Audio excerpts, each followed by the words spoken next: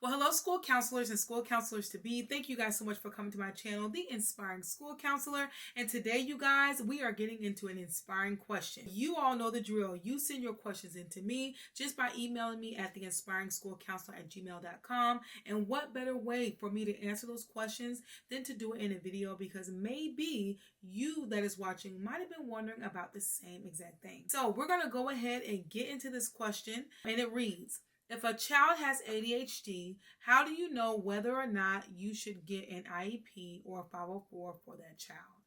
So this is a very good question. Just because a student has ADHD, for one, doesn't mean that they automatically should get an IEP, and doesn't mean that they automatically should get a 504. In fact, if it does not impact their learning environment, then they might not need a plan at all.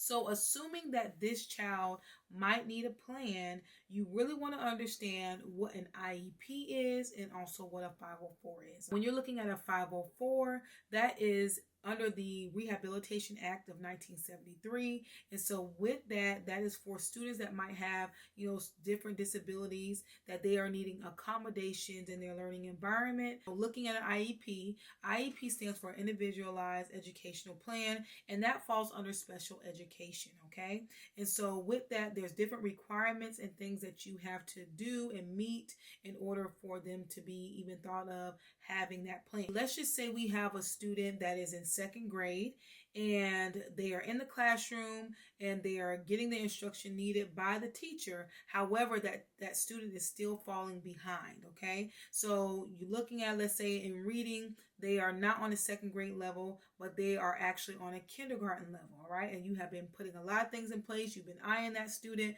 but yet that student is not showing any progression. They are needing help, right? And so with that, of course, with other things that you will look at, that student might be fitting for having an IEP, because an IEP is going to provide that special education. They're going to be working closely with giving that student the academic help that's needed. So like through reading and through math. Okay, and so that is going to allow that student to be pulled out at certain times of the day so that they can actually meet individually or in a small group with a special education teacher to really just fine-tune those skills that they need in order to be effective readers and effective at doing math, okay?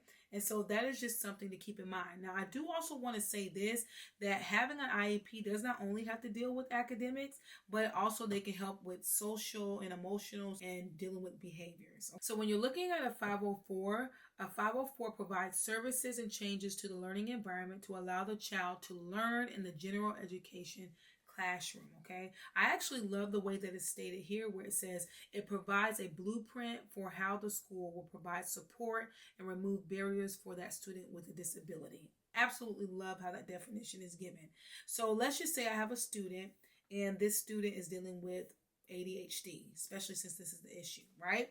So if it is that this student that's dealing with ADHD, their disability is getting in the way of their learning environment, okay? So let's just say they are moving, they're squirming around, they can't focus, they're always getting up and out of their seat. You might need to put something in place in order to provide accommodations for them so that they can have equal opportunity like everybody else. So those accommodations might be giving them rest and breaks, or if they are doing a worksheet that has 20 problems, maybe it is that they need to lessen the amount of problems. Instead of doing 20, they can do half of that, right?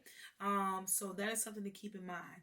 Or let's say you're dealing with a student that's dealing with anxiety. If they're dealing with anxiety, maybe they get panic attacks. Maybe they need to put a 504 in place because now they're needing rest and breaks. They need to go to the calm down corner. They need to see the counselor whenever it is that they are, having these emotions and experiences, okay? And so that might be something that you want to put a 504 plan in place. And when you're looking at both of these plans, is that an IEP is going to help more with academics, okay? So if it is that your student, your child is dealing with, maybe they're not they're not doing good in math, they're below grade level, or they're below grade level in reading or whatnot, then having an IEP in place is going to help them more than a 504, because a 504 does not help them with that specialized education. Okay, it's going to put accommodations in place to help them in their learning environment. Another thing I want to point out when you're looking at this comparison chart is who is eligible. So under an IEP, a child with one or more of the 13 disability categories and the nature of the disability adversely impacts a child's education. So that child has to have the disability of having one or more of the 13 that is listed. So that is something to keep in mind. So if that child does not have a diagnosis at all, then they're not going to be able to get that IEP.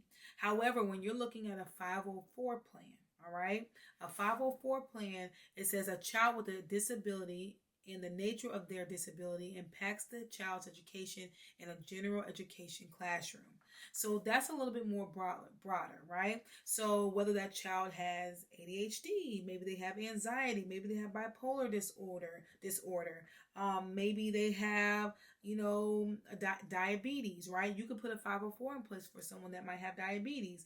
Even though you might think, okay, that's more of a health plan, and it can be done in a health plan, but you can also have a 504 in place as well. Okay, so that is just something that you can keep in mind if that you ever run into that situation. With a 504, it has a broader definition of disabilities, and really, if the child doesn't have a disability, they still can get a 504. So if it is whatever they're dealing with is really getting in the way of their learning environment, then you can put that together. It's just as a team, you're going to decide that. All right. And speaking of teams, for both of these plans, you are going to meet with a team. So usually that makes up of your principal, teachers, special education teacher, your school counselor, and whoever else needs to be involved. And you guys are going to be coming together. You're going to be looking at things like grades, how they are academically, like with reading, math, how their behavior is, how their attendance is,